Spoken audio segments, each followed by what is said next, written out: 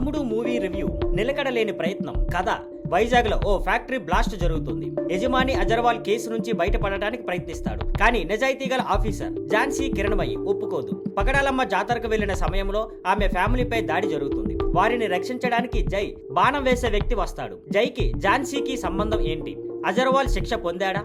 రత్న చిత్ర పాత్రలు ఏ విధంగా ముందుకు సాగుతాయో సినిమా చూపిస్తుంది. ప్లస్ పాయింట్, మొదటి భాగంలోని యాక్షన్ సీన్లు బాగానే ఉన్నాయి. వర్ష బొల్లమ్మ నటన బాగా కన్విన్స్ చేస్తుంది. లయ శాంతంగా సింపుల్ గా నటించింది. స్వాసిక తన వేషంతో ఇంప్రెస్ చేసింది.